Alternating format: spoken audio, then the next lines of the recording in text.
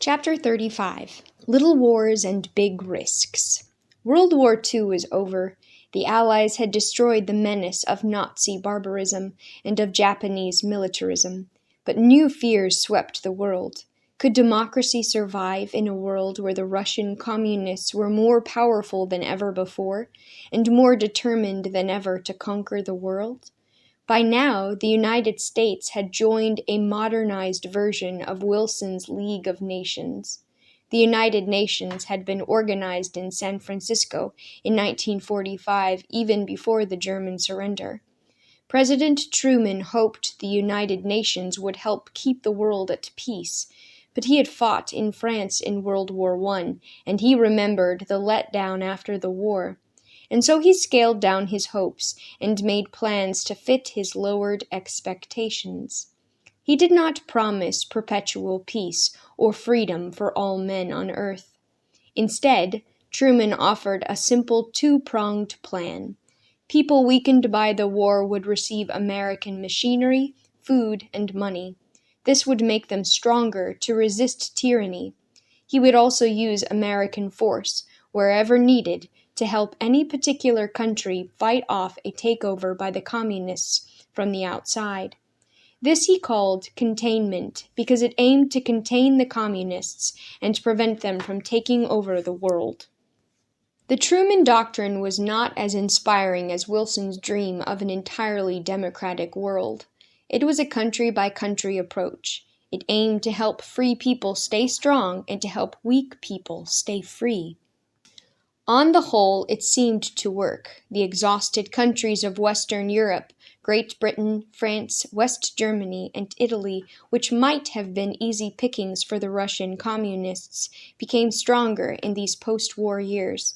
On the shaky borderlands of Greece and Turkey, the communist threat was held back. The first armed test of the Truman Doctrine came in far-off Korea. The communists set up a puppet government in North Korea, like the puppet regimes they had already set up in Eastern Europe, and they claimed the right to rule the whole country. The United Nations, supported by the United States, proposed free elections so all the Koreans could choose their own government. But the Russians objected, and on June 25, 1950, an army of 100,000 men whom the Russian communists had armed and trained, swooped down to take possession of South Korea.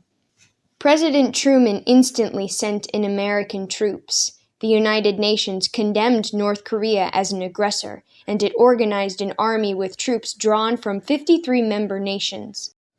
Commanded by the American General Douglas MacArthur, the United Nations forces at first drove back the invading North Korean communists. Then suddenly, the whole picture changed. Communist China, aided by the Russians, poured in masses of its own troops against the United Nations. They came down from north of the Yalu River.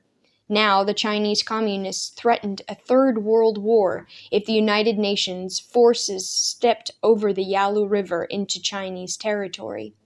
On March 24, 1951, General MacArthur, Supreme Commander of American forces in Korea, publicly warned that he would attack Communist China if her forces did not withdraw from South Korea. Unlike President Truman, General MacArthur was willing to risk World War III. But President Truman had not forgotten the powers of the president. The Constitution said that the president is commander-in-chief of all the United States armed forces, and the general had disobeyed the president's orders by refusing to keep the war inside Korea. President Truman called a surprise press conference at 1 o'clock in the morning on April 11, 1951. He announced that he had removed General MacArthur from command. When General MacArthur returned to the United States, admiring crowds greeted him in San Francisco, Chicago, and New York. In Washington, on April 19th, he gave an oration to Congress. "In war," he urged in his deep baritone voice, "there can be no substitute for victory." But even as the sound of the general's voice died away, more and more Americans saw that President Truman was talking common sense. You could no longer talk about victory in the general's simple phrase. Communist Russia now had its own atomic bomb. If there were another world war, both winners and losers would go up in atomic blasts. The only hope for humanity, said President Truman, was to keep the fighting limited. Now even little wars carried big risks. When General Eisenhower campaigned for president in 1952, he promised that if elected, he would go to Korea to find a way to end the war. And the Korean War ended in a compromise, arranged by President Eisenhower on July 27, 1953. The American dead numbered 35,000. The Korean peace was no victory for the United States, but since it removed the imminent threat of an atomic war, it was a kind of victory for humanity. The expanding forces of communism had been warned that any attempt to conquer their neighbors would be extremely costly. They had not been defeated, but they had been held back. It was not all that Americans really wished for, but it was probably the best they could expect for some time to come. Within a few years after the Korean truce, again on a peninsula that bordered on communist China, another test of containment began. In April 1954, the United States met at Geneva with Communist Russia, Communist China, and countries that once had colonies in Southeast Asia. They agreed that Indochina, the old French colony, should be divided into new, independent countries. The people in the area called Vietnam had already split between the communists in the north, on the border of the communist China, and the anti-communists in the south. The negotiators therefore agreed to set up two Vietnams.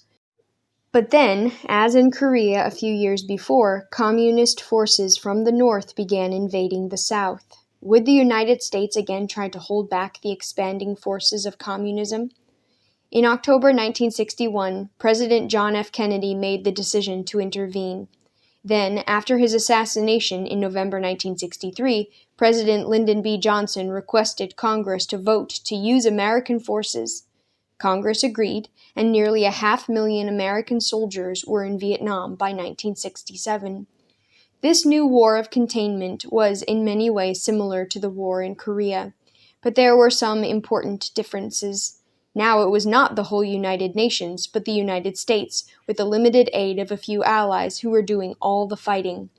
This was the most unpopular war in American history. College students and others objected to being drafted to fight in a strange, far-off country.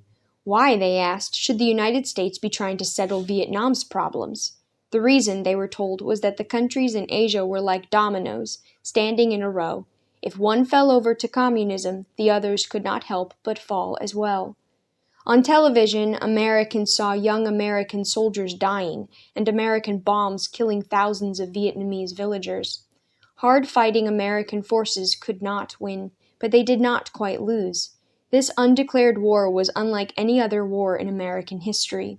It was not fought on open battlefields, but in steamy jungles against communist guerrillas who knew every inch of their own territory. It was clear after years of fighting that the United States could not win the war in Vietnam. Never before had Americans lost a war. President Nixon promised to bring American troops home. This was easier said than done. While he began bringing the Americans back, Nixon kept up the bombing attacks to force the communists to come to the conference table. The opposing parties finally announced a ceasefire in January 1973, following long and tiresome negotiations. The war was a great tragedy for the people of Vietnam, and for Americans too. At least 2 million Vietnamese died, and more than 76,000 Americans lost their lives. And that doesn't include either the missing or wounded. The war showed the patriotism of young Americans, but it also showed that the American people would not support a war whose purpose they did not understand.